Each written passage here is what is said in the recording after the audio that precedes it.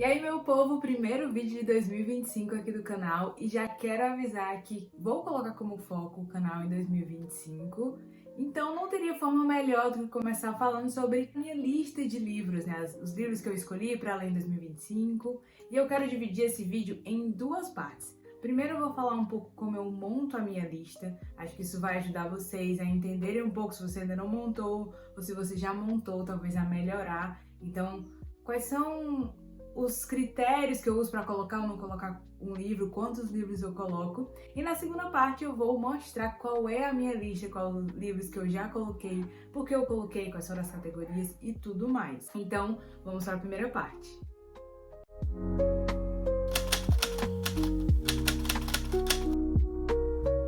Eu gosto de organizar a minha lista de livros principalmente para entender o que é que eu tô lendo, qual é a prioridade que eu tô colocando, às vezes tem algumas metas. Por exemplo, esse ano eu quero ler mais livros nacionais, eu quero equilibrar melhor os livros de estudo e livros de literatura. No passado eu li muitos livros de estudo e eu senti que ficou um pouco cansativo, alguns eu demorei mais. Então, essas questões eu gosto de me organizar porque a vida é corrida, mesmo trabalhando com livros, com literatura, enfim, com storytelling, narrativa, e é importante sempre ter novas referências.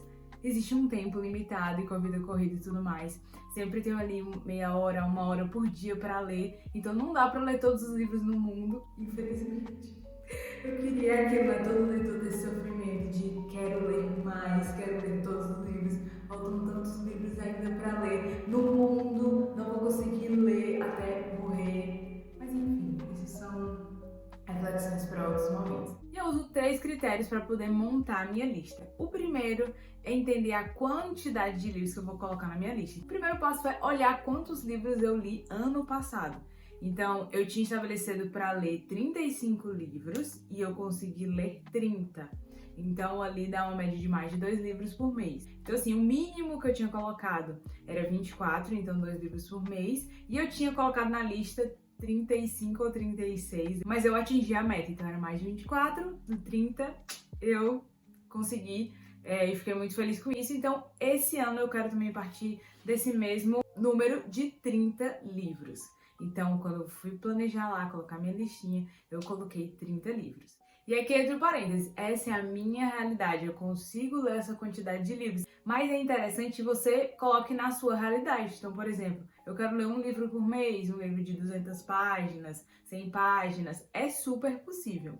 Inclusive, se vocês querem um vídeo sobre como começar o hábito de ler, eu quero muito trazer para vocês, mas quero saber se vocês querem, se acho que é um tema legal. Coloca aqui nos comentários que aí eu já vou preparar para colocar aí na lista de próximos vídeos a serem feitos. Então, você entendeu a sua realidade, quantos livros você consegue ler, uma meta real alcançável, não é a lista de desejos de livros, é uma meta real alcançável, você anota. Esse é o primeiro passo e é o que eu gosto de fazer. No meu caso, 30 livros. Aí eu passo para o segundo tópico, que é a divisão dos livros. Como assim, Vitória? Eu gosto de dividir em categorias, que no meu caso são 3 categorias que eu estabeleci, para eu equilibrar isso, para eu não ler mais de uma do que outra. Para mim é importante isso. Então as 3 categorias que eu encaixo os livros são literatura, a segunda, teóricos ou teológicos, eu boto os dois na mesma categoria, que seriam livros de estudo, e o terceiro,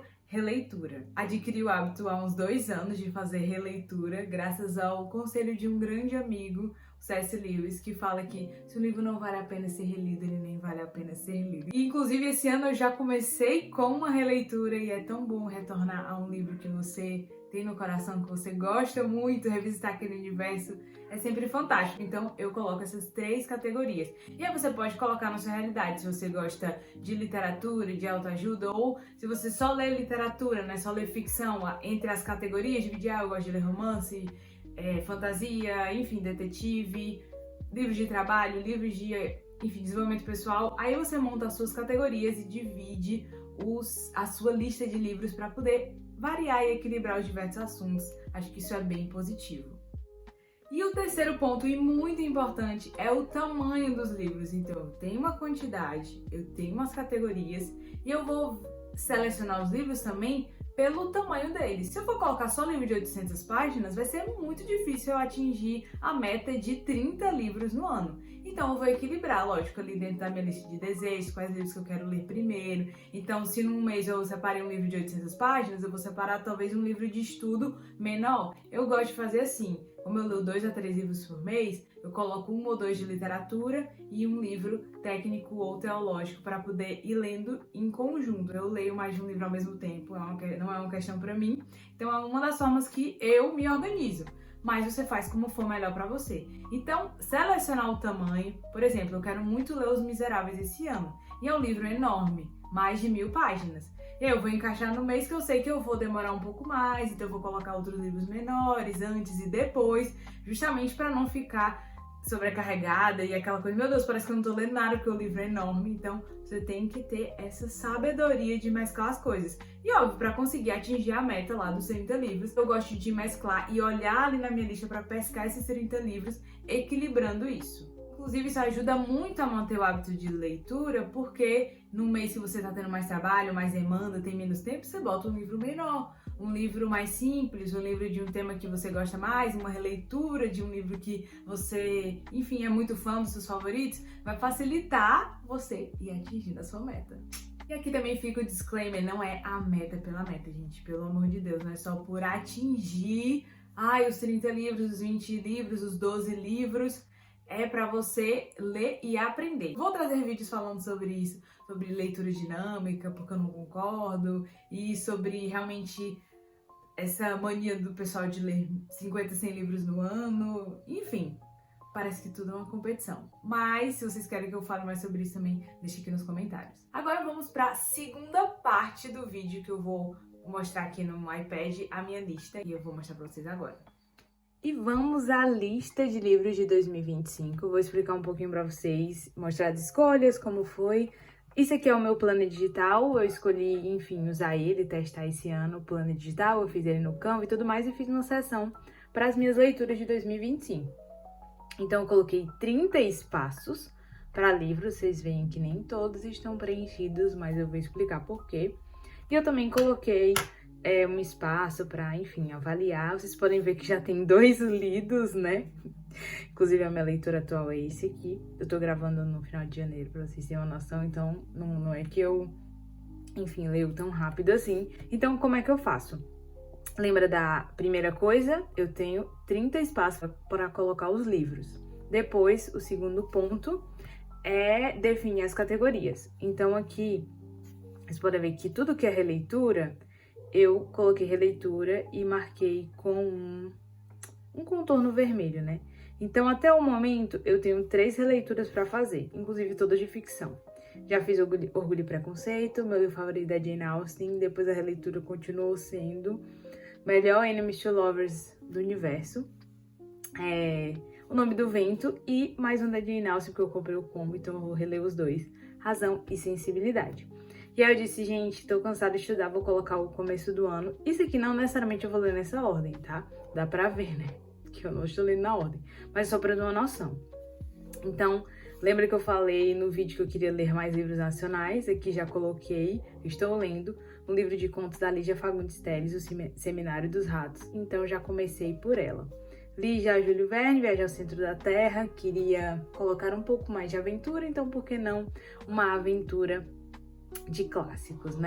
Fitzgerald, eu li O Grande Gatsby, não dei nada no passado e me surpreendeu muito, então eu disse, você, Fitzgerald, ganhou mais uma ficha comigo, então lerei O Curioso Caso do Benjamin Button. Eu já vi o filme, mas estou curiosa para ler o livro também. O Nome do Vento é releitura, meio a contragosto, porque para eu entender o Temor do Sábio, que é o segundo que tá lá na frente, eu vou precisar reler, porque faz muito, muito tempo. Então, Orgulho e Preconceito, maravilhoso. Morro dos Ventos Uivantes vai ser o primeiro livro da Emily Brontë que eu estarei lendo. É um clássico, né? Então, vocês vão ver que a maioria dos livros de literatura são clássicos. Aqui tem alguns livros que são de estudos teológicos e teóricos. Então, Arte na Narrativa Bíblica, do Robert Alter. Tô lendo desde o ano passado. Mas é um livro bem denso, então tô lendo bem devagar. Acho que eu comecei a ler em outubro, mas tô lendo um capítulo e tal, junto com o estudo da pós-graduação. Então não tenho muita pressa, mas quero terminar esse ano. Arte Não Precisa de Justificativa, do Huckmarker, também é uma indicação da pós-graduação. E aí eu boto um precinho se eu ainda não comprei. Então, se não tem precinho, eu já tenho um livro. Se tem, é porque eu quero comprar esse ano. Também a experiência em crítica literária do C.S. Lewis, também da área de literatura. Como ler clássicos do Ítalo Calvino, porque eu leio. Vocês veem aqui que tem bastante coisa de literatura que faz parte da minha área de estudo. Aí entram 2 teológicos, que eu nunca deixo de ler, gosto bastante. Essa aqui, Teólogas da Igreja Medieval, da minha parente. Eu digo que ela é minha parente, a gente tem o mesmo sobrenome. Mas, de coração, né? Irmã em Cristo, amém. E eu quero muito, porque além de ser um tema que eu gosto bastante, eu estou escrevendo um livro de ficção que tem uma questão meio medieval, então acho que eu vou me inspirar. Esse aqui, o E Deus Falou na Língua dos Homens, também foi uma indicação de professores meus. Aí eu comprei e não li desde o ano passado, porque ele é bem grande, não consegui encaixar. Lembra aquele negócio de encaixar um tamanho que convém pra você, né, que você consegue manter? Esse eu não consegui encaixar no passado, coloquei pra esse ano.